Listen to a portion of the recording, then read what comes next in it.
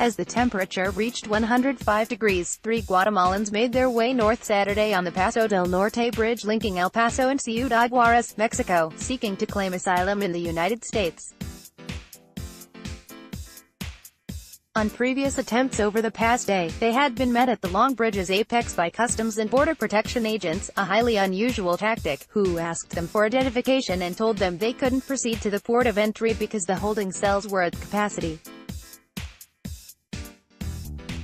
This time, the 3 migrants, a badly sunburned woman, her baby and a 16-year-old girl who was not related to them, were accompanied by 2 representatives of Annunciation House, an El Paso organization that has helped migrants and refugees for more than 4 decades.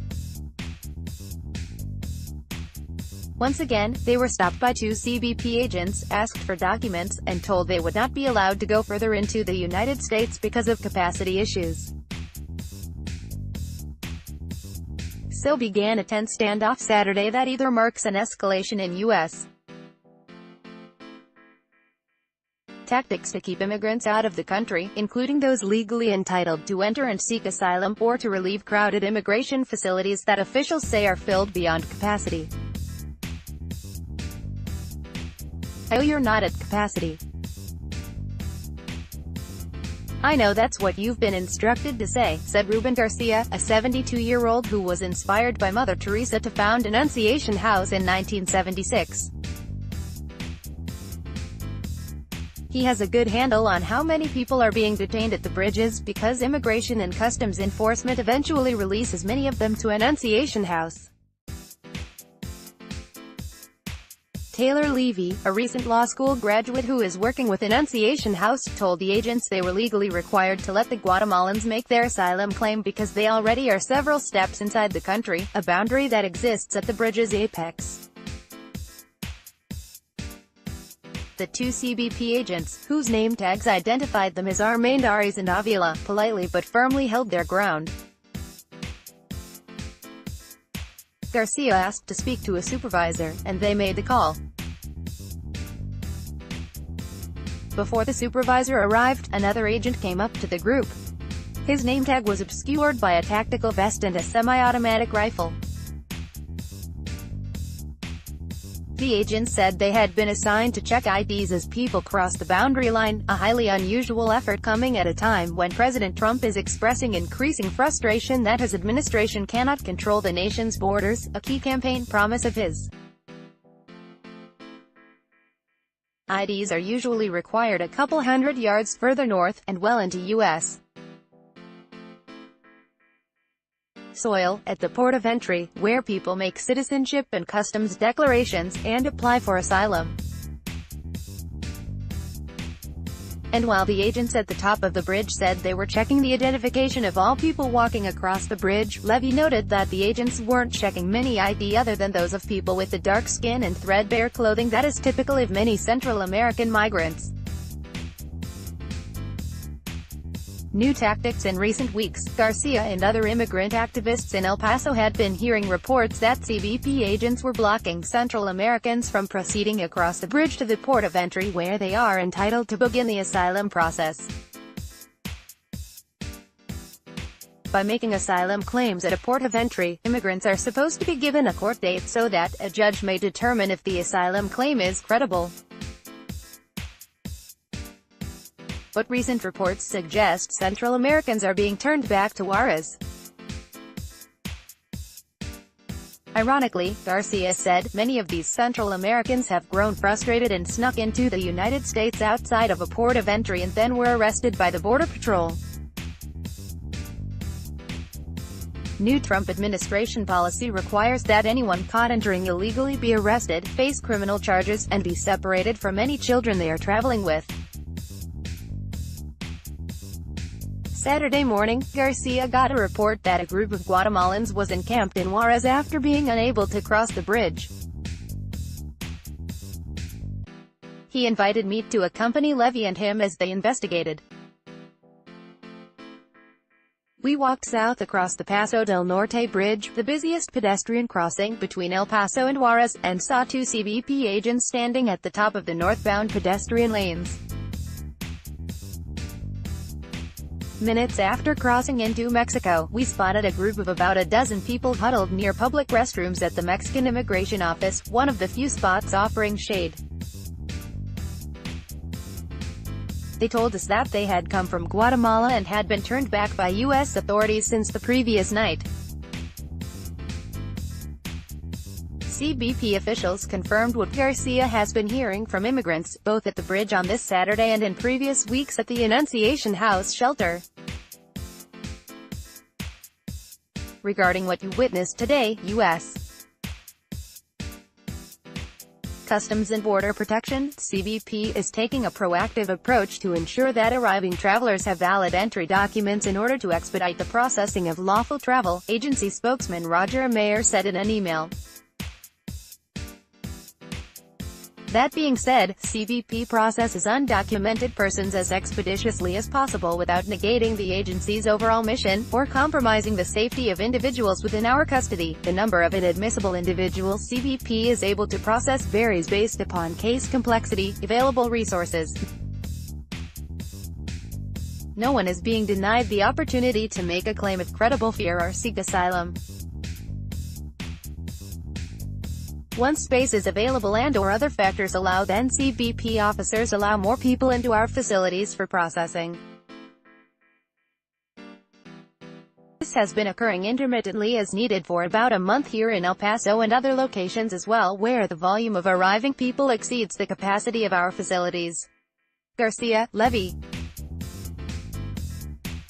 and other advocates for migrants say federal law prohibits agents from turning away people who say they want to seek asylum, which is a means of legal entry into the United States. The Immigration and Nationality Act states any alien who is physically present in the United States or who arrives in the United States, irrespective of such alien status, may apply for asylum. The American Immigration Council last year filed a federal lawsuit in California challenging what it said was the Trump administration's efforts to illegally thwart the efforts of asylum seekers. The case is pending. The group of Guatemalans gathered on the Mexican side of the Paso del Norte Bridge were the latest to be caught up in the Trump administration's efforts to reduce illegal immigration and clamp down on what it sees as exploitation of the asylum process. The group included several men traveling with their sons, a couple of teenage boys traveling without parents or guardians, the woman and her baby, and the 16-year-old girl traveling by herself. Garcia and Levy introduced themselves and asked the migrants about their stories. They came from different villages but told similar tales of fleeing intense poverty, a corrupt government and violent street gangs who are trying to dragoon young boys. The men and their sons wept openly as they spoke. The young mother told Garcia and Levy that she had been raped in Guatemala. The only young girl in the group was more reticent to discuss what caused her to flee her home. The pieces that she put out there was that she would go to school and then she would lock herself up in her room when she would come back. And I tried to get from her, "Why do you feel you need to do that?" and I couldn't get an answer to that, Garcia said.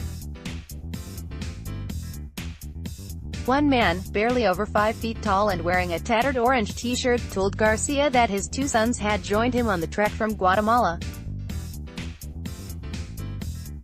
But as they attempted to cross the bridge earlier that day, he had gotten separated from his sons, who crossed the bridge while he was turned back.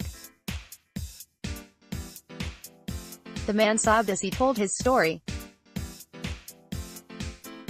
He said there was a group of people and they kind of merged in with that group, kind of included themselves in that group. So they got in and he didn't, which is going to create a huge problem for him. Huge problems not being with his kids, Garcia said. Levy and Garcia huddled briefly to determine how to proceed. They decided to focus their efforts on the teenage girl, as well as the mother and child. Garcia told the group of men and boys a bit about the U.S. asylum process, telling them they had to make such decisions themselves. He and Levy then began walking up the bridge with the mother, her baby and the teenage girl. That's when they were met by the agents blocking their path at the top of the bridge. I'm following directions after the initial standoff with agents Armendariz and Avila at the top of the bridge. A supervisor arrived. He introduced himself as Agent Gomez and recognized Garcia, who has a long history of working with border law enforcement agencies. This mom is saying to me, I am afraid to be in my country. I'm afraid to go back to my country, Garcia said. Gomez asked, in Spanish, where the three migrants were from, and Garcia said Guatemala. Gomez replied, okay, well, they're not in Guatemala, meaning they were now in Mexico. Levy corrected him, pointing out that they were standing in the United States. Gomez told Garcia that he couldn't allow the Guatemalans to come forward because the holding cells at the port were at capacity. He reminded Garcia of past surges of Central American migrants that led to what the CBP official called inhumane conditions in packed port of entry holding cells. We are not absolutely saying that they cannot make an asylum claim, we are just saying that we cannot process them at this time, Gomez said.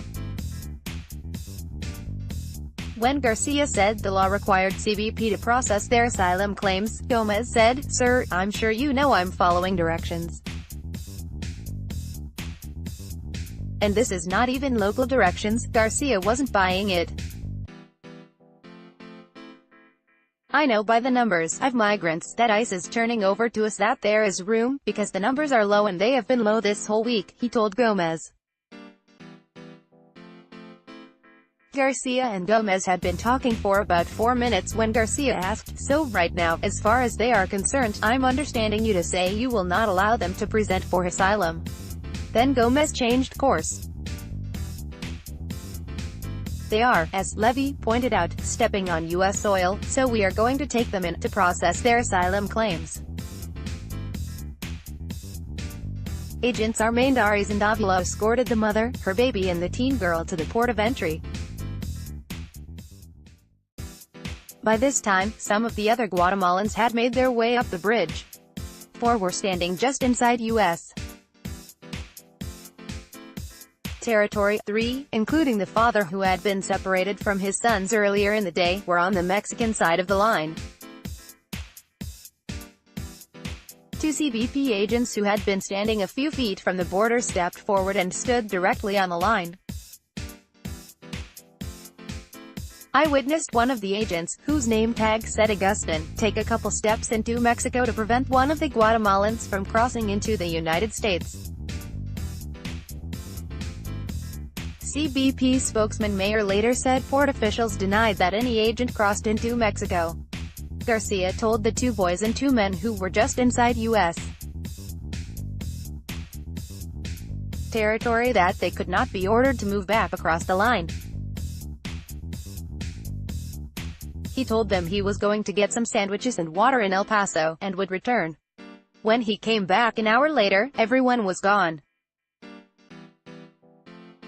The 4 people who had been just inside the United States, gone. The other Guatemalans who had been in Mexico, either just on the other side of the boundary or at the foot of the bridge, gone. Garcia approached the agents. I said, what happened to them? They said, they went back. And I said, what happened to the ones that were standing right here on this side of the boundary line? And they said, well, they went back as well.